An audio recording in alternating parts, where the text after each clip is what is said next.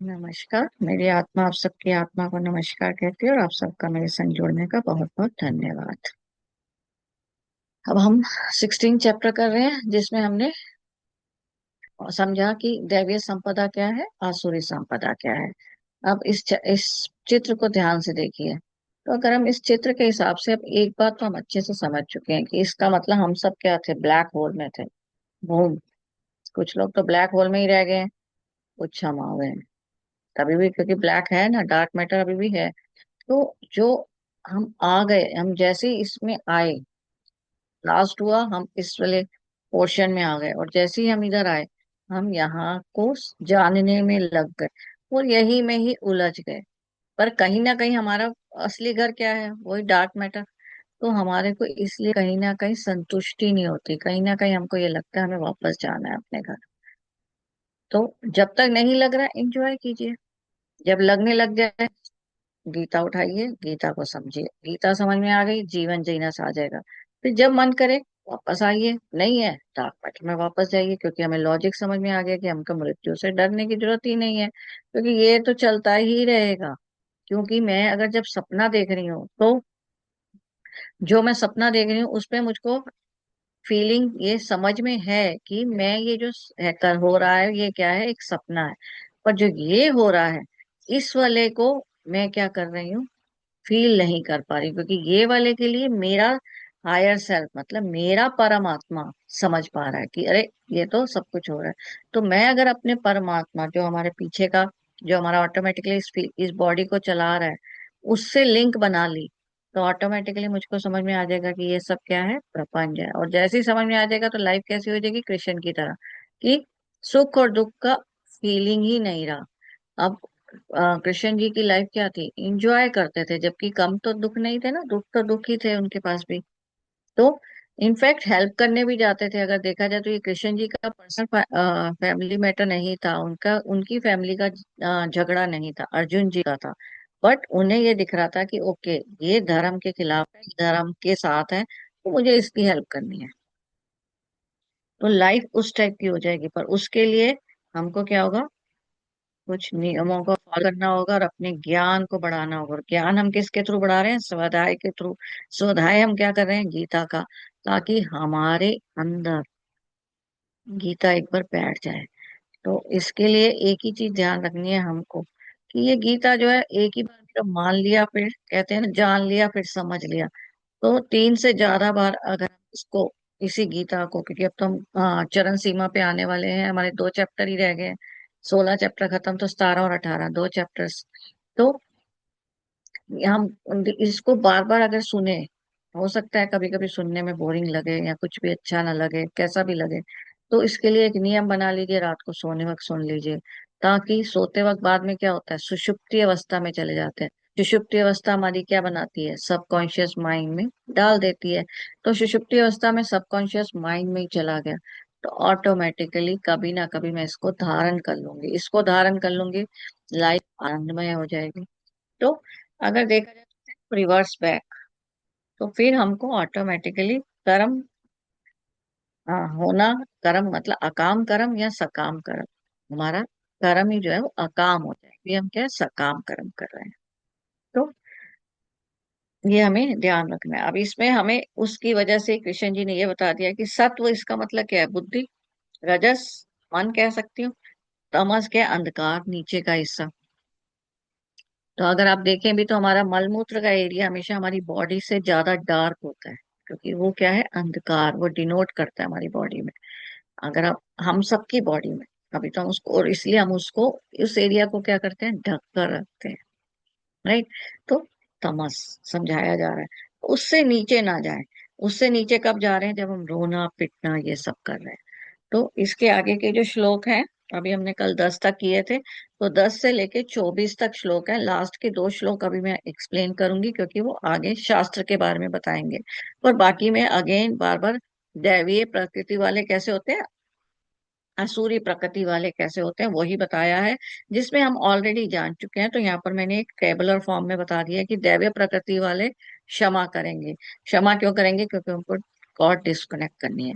God disconnect करना मतलब, क्योंकि अगर मैंने क्षमा नहीं किया तो मतलब सपोज मुझे किसी ने मेरा दिल दुखाया और मैंने क्षमा नहीं किया, तो मतलब अगली बार क्या होगा, अगला जन्म या इसी बार अगली बार मैं उसका दिल दुखाऊंगी, क्योंकि ये क्रम चलता रहेगा जब तक मैं उनसे डिस्कनेक्ट नहीं हो जाऊंगी। डिस्कनेक्ट होने का मतलब ये नहीं है कि वो पर्सन फिजिकली डिस्कनेक्ट हो गया। डिस्कनेक्ट का मतलब क्या है, वो पर्सन आपकी लाइफ में है पर आपका मन नॉर्मल हो गया है, आपको फर्क नहीं पड़ता। नहीं। फिर दैवीय प्रकृति वाले में शुद्ध का भाव है। शुद्ध तो ऑटोमेटिकली हो गया, जब उसका सत्यता बढ़ती जा रही है तो उसको सही गलत दूसरों के लिए उसको इतना क्रोध नहीं आ रहा, उनमें ऑटोमेटिकली धैर्य बढ़ गया है, वो दूसरों के अगेंस्ट नहीं जाते। अभी यूजली कीजिए, विद्रोह ना करना और क्रोध को एक साथ लेके अगर चलते हैं, तो क्रोध में क्या होता है, जनरली हमें क्रोध क्यों आता है, कंपैरिजन। या जैसे माँ है, माँ अपने बच्चे को क्रोध क्यों करती है, माँ अपने बच्चे को क्रोध करती है, लेट इट बी, वो पढ़ नहीं रहा तो माँ सोचती है मैं उसे क्रोध करूंगी तो क्या होगा कि वो पढ़ने लग जाएगा और वो समझदार बन जाएगा। मतलब माँ क्या चाह रही है कि बच्चा मेरे हिसाब से चले। वो बच्चा भी ब्लैक होल से आया है, वो अपनी हिसाब से उस लाइफ को समझ रहा है। मैं भी ब्लैक होल से आई हूँ, बस मैं उसके लिए जरिया हूँ इस दुनिया में लाने के लिए। राइट। तो उसको सही गलत तो हम बता सकते हैं कि देखो तुम नहीं पढ़ोगे तो यही हो सकता है, तो तुम अपनी लाइफ के लिए खुद जिम्मेवार हो। तो प्रैक्टिकली उसको लॉजिक समझाइए। पर क्रोध करने से हमको क्या लग रहा है, हम खुद को सेटिस्फाई कर रहे हैं बच्चे को क्रोध करके कि तुम पढ़ नहीं रहे हो। अब बच्चा क्रोध की वजह से हो सकता है पढ़ने लग जाए, और वो पढ़ नहीं रहा होगा, उसके अंदर विद्रोह पैदा हो रहा होगा आपके प्रति। क्योंकि माँ के प्रति उसके अंदर विद्रोह पैदा हो रहा है, क्योंकि उसको लग रहा है मुझे जबरदस्ती कहा जा रहा है, क्योंकि उसका मन तो है ही नहीं ना। तो जिस दिन उसको खुद से रियलाइज हो जाएगा तो वो ऑटोमेटिकली नहीं करेगा। तो इसलिए विद्रोह ना करना। और उसको मैंने क्रोध के एग्जाम्पल से बता दिया। तो क्रोध क्या है, आसुरी प्रकृति, जिसमें माँ ने एक क्रोध किया बच्चे को और उसको लगा कि वो अब समझदार बन जाएगा, पर वो इस तरीके से समझ नहीं आएगा उसको। तो बेटर क्या है, उसको आराम से हम बिठा के बताएं कि यार तुम क्या चाहते हो लाइफ में। ओके, अगर नहीं पढ़ोगे तो तुम्हारे लिए क्या प्लानिंग्स है आगे लाइफ के लिए। हो सकता है पढ़ाई के बजाय उसका प्लानिंग कुछ और भी से हो। राइट। तो चेक कीजिए, क्योंकि हर इंसान एक अपनी कैपेबिलिटी तो लेकर आया ही है ना। हर कोई ही पढ़ाई करके फर्स्ट आ जाएगा, हर कोई इंजीनियर बन जाएगा, तो फिर बाकी क्या होगा, मच्छी वाले कहाँ से लाओगे, कपड़े धोने वाले कहाँ से लाओगे। तो हर इंसान का एक अपना रोल है। राइट। फिर स्वाध्याय, आत्मचिंतन, स्वयं को मैं, मेरे पॉइंट्स हैं कि दैवीय संपदा के लिए क्या होता है, सूर्य प्रकृति के लिए क्या होता है। और दैवीय संपदा आ जाती है तो आनंद ही आनंद ऑटोमेटिकली हो जाता है। और हमारा जीवन में हमेशा मेन लक्ष्य क्या होता है, आनंद की प्राप्ति। अभी हमारे लिए आनंद क्या है कि मैंने कार ले ली तो मैं सुखी हो गई, तो वो सुख है, वो आनंद नहीं है। तो मुझे सुख हुआ, थोड़ी देर के लिए हुआ, फिर नहीं होगा। तो हमें इसलिए आनंद जो है वो क्या है, परमानेंट आनंद। कि सुख है दुख है पर मेरे को आनंद ही फील हो रहा है, वो असली आनंद है। उसके लिए गीता का स्वाध्याय अच्छे से हमें आ जाना चाहिए, आत्मचिंतन की आदत अपने आप पड़ जाएगी। क्योंकि गीता हमको मन कैसे कार्य कर रहा है, कर्म कैसे करना है, कर्म का फल किस प्रकार से होता है, वो तक बता दिया उन्होंने। राइट। तो गीता एक प्रॉपर बुकलेट है हमारे पास वेदों की ना। फिर अगला अहिंसा। अहिंसा को भी हम समझ चुके हैं कि किसी की अहिंसा, मैं किसी के मन को दुखाकर अहिंसा ना करूं, वो वाला अहिंसा असली है। राइट। तो किसी को मन से ना दुखी करो। और वहीं पे हमने अहिंसा शाकाहार में भी देख लिया कि हमारी बॉडी का इंटेस्टाइन ही इस तरीके से नहीं बना कि हम किसी की डेड बॉडी को खाएं। मांसाहार में तो यही हो रहा है ना, हम किसी की बॉडी को, हम किसके लिए बने हैं, अग्नि, हमारे नाभि में भी अग्नि है, और हम क्या है, सूर्य के हिसाब से बने हैं। तो सूर्य की रोशनी को हम खा रहे हैं, तभी तो हमारी बॉडी में बोला जाता है ना विटामिन डी की कमी हो गई। और अब हर बीमारी हमारी स्टार्ट एक्चुअल में विटामिन डी से ही होती है। तो अगर हम रोज नहाते वक्त ही इमीडिएटली 5 मिनट भी धूप में बैठ जाए, विटामिन डी ऑटोमेटिकली मिल जाता है। तो बॉडी जैसे ही एकदम नहाकर ठंडी होती है ना, तो ठंडी होते ही जैसे ही सूरज चाहे कितना भी तेज हो गर्मी में भी, इमीडिएटली चले जाएं, डैंड्रफ खत्म। विटामिन डी की कमी से डैंड्रफ भी होता है। और हम लोगों को डैंड्रफ के लिए कितने सारे उल्टे सीधे बताए जाते हैं कि इससे हो गया उससे हो गया, वो सब कारण है, पर मेन जड़ क्या है, विटामिन डी। तो वो इन ओट्स खुले हुए होते हैं, नहा कर आओ, बाल गीले हैं तो इमीडिएटली बाल गीले में इमीडिएटली बॉडी ठंडी है, नहा कर आई, ये गीली थी, इमीडिएटली धूप में गए, बॉडी को विटामिन डी मिल जाएगा। विटामिन डी मिल गया तो ऑटोमेटिकली बॉडी स्वस्थ रहेगी, क्योंकि बाद में बाकी की प्रॉब्लम स्टार्ट होती हैं। असुरी में अभिमान। अभी हमारे यहाँ क्या होता है, हमारे मन में अभिमान अभिमान रहता है ना, अहंकार रहता है, अभिमान रहता है। अब अहंकार और अभिमान क्या है कि मुझे पहचाना नहीं जा रहा, यही लग रहा है ना। जब मेरे अंदर ये आ ही गया कि मैं तो हूं ही शून्य, पहचान रहे हो नहीं पहचान रहे फर्क नहीं पड़ता, क्योंकि मैं तो शून्य से आई हूँ, मैं तो हूं ही शून्य। तो अभिमान भी नहीं आएगा, अहंकार भी नहीं आएगा, सामने वाला मेरी तरफ कर रहा नहीं कर रहा फर्क ही नहीं पड़ रहा। तो अभिमान और अहंकार में क्या होता है, हमारा ईगो परेशान कर रहा है। और ईगो क्या है, कॉन्शियस माइंड। कॉन्शियस माइंड में इसलिए मैंने बहुत पहली वाली जो हमारी फर्स्ट सेकंड थर्ड में कोई एक वीडियो थी जिसमें मैंने बोला था सबसे पहली एक एक्सरसाइज प्रणाम करो। हमारे यहाँ इसलिए शास्त्रों में प्रणाम की वो थी। प्रणाम किसी और को नहीं कर सकते, आप अपने आप को करो। अपने पैरों को सुबह एक बार प्रणाम करो तो ईगो क्या होती है, डाउन हो जाती है, ईगो गिर जाती है। इसीलिए मंदिर में जाके मन इंसान शांत हो जाता है, क्योंकि हम इमीडिएटली दंडवत करते हैं, ईगो गिर गई। राइट। अब ये ईगो क्यों बनी, क्योंकि ये जो माइंड है, ये माइंड क्या कर रहा है, इस संसार को देख रहा है, प्रवृत्ति को देख रहा है। अब इस प्रवृत्ति में क्या कर रहा है, मेमोरीज। अब हमारा ये क्या है, ये कुछ मेमोरीज बना रहा है, राइट। और क्या कह सकते हैं इसको, इमोशंस बना रहा है, राइट। तो इमोशंस, मेमोरीज, और उसकी वजह से हैबिट्स बन रही हैं। हैबिट्स कहाँ जा रही हैं, सबकॉन्शियस माइंड में। और मुझको किसको एक्सेस करना है, कौन, अचेतन मन को ना, है ना, अनकॉन्शियस माइंड को। तो अनकॉन्शियस माइंड क्या है, उसको ये हो रहा है वो हो रहा है, किसी से नहीं लेना, because unconscious mind directly linked up किससे है, हमारी रीढ़ की हड्डी। तभी तो सीधी करते हैं ना हम ध्यान के टाइम पे, रीढ़ की हड्डी भ्रमरंध्र के थ्रू ऊपर कनेक्टेड है। तो अनकॉन्शियस माइंड जैसे ही में एक्टिव हो जाएगा मेरा, तो ऑटोमेटिकली आनंद ही आनंद, हर सिचुएशन का सोल्यूशन मेरे पास है। अभिमान, घमंड एक सही लग रहा है ना, क्योंकि घमंड तभी आता है ना जब मेरे मन में ये आई, इस बॉडी का गम है, तभी मुझे लगता है कि मेरे सामने वाला मुझे क्यों नहीं पूछ रहा, है ना। लोभ, उसके पास ये है मेरे पास क्यों नहीं है। निंदा चुगली, कल हमने एग्जाम्पल दे के लिया था स्टोरी के थ्रू। तो असुरी की ये वाली प्रॉपर्टीज, ये वाली प्रॉपर्टीज, अब मैं अपने आप लिस्ट बना सकती हूँ, राइट। अभी अपनी जो लिस्ट हमने बनाई उसमें मैंने अगर लिख लिया, ओके ओके ये चीजें लग रही हैं, इसमें मुझे सेल्फ इम्प्रूवमेंट करनी है, उस पॉइंट को व्हाइट पेज पे ब्लैक कलर से लिख कर, जो चीज आपको हटानी है उसको लिख के आकाश के नीचे जला दो, मतलब आकाश में डाल दिया। बहुत बेस्ट एक्सरसाइज है। ऑटोमेटिकली आसुरी प्रकृति की तरफ हटके हमारी अंदर की दैवी प्रकृति हो जाएगी। इसमें आपको किसी को बताने की जरूरत नहीं पड़ी, राइट। अब असुरी प्रकृति को हटाने के लिए हमें मेन क्या है, खुश होने के लिए कह लीजिए, आनंद के लिए मैं कह सकती हूँ। तो आनंद के लिए हमारे लिए, हमारे अंदर क्या होता है, हार्मोन्स प्रोड्यूस होते हैं ना आनंद से। तो सेरोटोनिन होता है, डोपामाइन या ऑक्सीटोसिन, ये अब हम जानते हैं। तो अगर ये तीनों हार्मोन्स ही चाहिए तो इसके लिए बेस्ट मैं आपको बताती हूँ, ऑक्सीटोसिन जो है वो हमेशा किसी के साथ हग करने से ऑटोमेटिकली बढ़ जाता है। किसी को हग नहीं कर सकते, रोज एक बार गले, इसको सराहने को गला लगा लो, रात को सोने वक्त सराहने के साथ गला लगा लो, दिन में एक बार जरूर लगाइए, इमीडिएटली ऑक्सीटोसिन बढ़ जाएगा। सेरोटोनिन, सेरोटोनिन आपका बेसिकली किससे बढ़ता है, जब आपका क्रोध निकल जाए तो सेरोटोनिन ठीक हो जाता है, मतलब चिल्लाने से।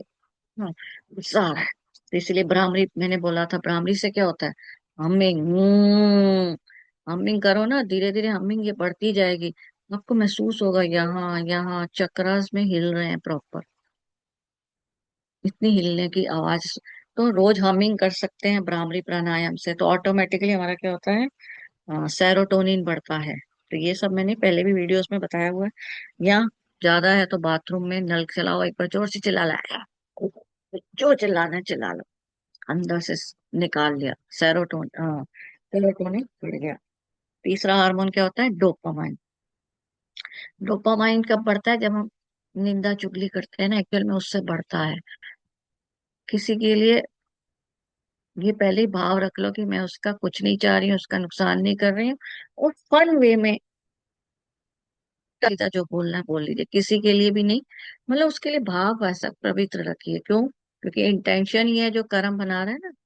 इंटेंशन कल की स्टोरी से भी हमने जान लिया था कि इंटेंशन कर्म बना रहा है। तो इंटेंशन प्योर रखिए। और उसके बाद उसको भी, सामने वाले को भी बोल रहा है यार दिल कर रहा है चल आज थोड़ा सा उसके बारे में ऐसा बोलते हैं कि यार उस बंदे की बात की अच्छी नहीं लगती। तो वो मतलब उस टोन में ही बदल गया, इंटेंशन बदल गई कि मेरे को ऐसा फीलिंग आ रहा है। तो चुगली भी डिफरेंट स्टाइल की हो गई, कहते हैं ना कि यार ऐसा लगता है, पर उसके अंदर मेरे पास भाव नहीं होगा तो वो जैसा भी होगा मुझे अच्छा ही लगेगा। राइट। तो ये हमने देखा है कि हम लोगों को आसुरी प्रकृति में हमारे अंदर क्या होता है, ऑक्सीटोसिन, डोपामाइन, सेरोटोनिन कम हो जाता है। तो सेरोटोनिन कम हो जाता है। तो उसके बाद आपका क्या है कि इन तीनों को बढ़ाने के लिए हम किस तरीके से कर सकते हैं, ये 3 एक्सरसाइज जो बताई है। उसको हक कर लिया, सराहने को, ठीक है, बाथरूम में जाके चिल्लाना, और किसी ऐसे जो आगे किसी और का नुकसान भी ना करे पर उसके साथ अपनी छोटी छोटी बकवास कर ली। राइट। तो उस टाइप से हमारा ये ऑटोमेटिकली बढ़ जाएगा। सो हमने देखा कि दैवी प्रकृति वाला कैसा होता है और आसुरी प्रकृति वाला कैसा होता है। और यही हमारे क्या है, श्लोकों में हमने 10 किए थे ना, 11 से लेकर 21 मतलब 20 श्लोक तक, नहीं सॉरी 22 श्लोक तक, यही सारा बार बार किसी भी किसी न किसी ढंग से कृष्ण जी ने बताया, जिनको मैंने एक टैबुलर फॉर्म में बता दिया। अब उसके बाद आ जाता है 23 और 24, जो लास्ट के 2 श्लोक हैं। उसको जानने से पहले हम एक और चीज समझ लेते हैं कि ये जो हम कर रहे हैं ये हमारा क्या है, आनंदमय, प्राणमय, मनोमय, विज्ञानमय कोशों को प्योर कर रहा है, जो अभी हमने पीछे किया। राइट। और हम जान चुके हैं कि हम इससे आए हैं, तो मुझे यहीं पे भी रहना है तो एंजॉय करें। तो नॉलेज हो गई तो मैं इस लाइफ में भी तो एंजॉय करूंगी। हम ऊपर नहीं जाना चाहते, हम इसी को दोबारा दोबारा लाइफ जीना चाहते हैं, बच्चों के लिए, किसी के लिए जियो, वापस आएंगे। तो पर दुखी नहीं होंगे अब, क्योंकि अब हम जान चुके हैं। फिर 23 और 24 में हमारा क्या है, जो मनुष्य कामनाओं के वश में होकर शास्त्रों की विधियों को त्याग कर अपने ही मन में उत्पन्न की गई विधियों से कर्म करता रहता है, वह मनुष्य ना तो सिद्धि को प्राप्त कर पाता है ना सुख को। यहाँ पर अब क्या बता रहा है शास्त्र, मनुष्य को क्या कर्म करना चाहिए क्या कर्म नहीं करना चाहिए, इसके लिए शास्त्र ही एकमात्र प्रमाण होता है। तो अब हमें क्या बताया जा रहा है शास्त्रों के बारे में। तो शास्त्र क्या होते हैं, राइट। नौ शास्त्र क्या है, किसी विशिष्ट विषय या पदार्थ के संबंधित समस्त ज्ञान जो ठीक क्रम से हमें बताया जाए, वह शास्त्र है। भौतिक शास्त्र, वास्तुशास्त्र, ठीक है, अर्थशास्त्र, ये सब क्या है, एग्जाम्पल है। राइट। नौ शास्त्र का अर्थ है विज्ञान। मतलब शास्त्र क्या है, साशु अनिशिष्टों से उत्पन्न होता है। ठीक है, शाशु अनिशिष्टों से वर्ड से निकला है, मतलब अनुशासन या उपदेश करना। तो शास्त्र क्या है, जो हमारे को बताते हैं कि अनुशासन कैसा होता है। तो शास्त्र के लिए आप कह सकते हैं कि वो विद्या जो हमको हमारे जीने के रूल्स एंड रेगुलेशंस हम सिखाए। राइट। तो इसलिए अ, गीता जो है, ये जो हम सीख रहे हैं, इसको लिए इसलिए उसको वेद या शास्त्र, वेद शास्त्र कहा जाता है। राइट। तो शास्त्र शब्द क्या है, शस प्लस त्र से बना है। ठीक है। शस प्लस त्र क्या होता है, शस का मतलब क्या होता है, शासन। ठीक है, शस का मतलब है शासन करना। तो शश प्लस त्र से बना है शास्त्र शब्द।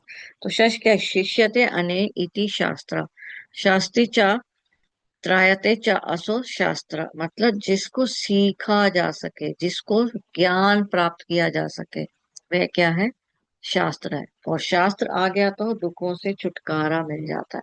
तो शास्त्र क्या है, जो दुखों से छुटकारा दिलाए, जिसको हम सीख सकते हैं, ज्ञान प्राप्त कर सकते हैं।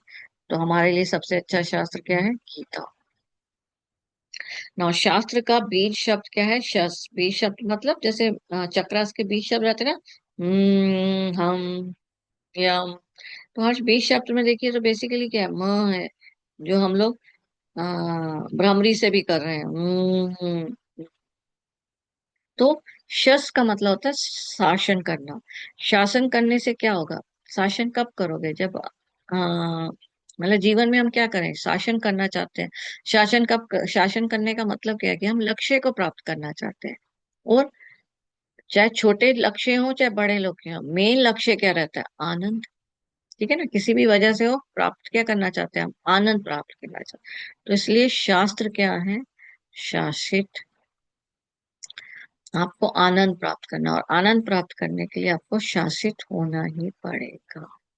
तो ये है जो लास्ट के दो श्लोकों में उन्होंने हमें शास्त्र के बारे में बताया, जिसको वो अगले हमें चैप्टर्स में और विस्तार में बताएंगे, 17वें चैप्टर में।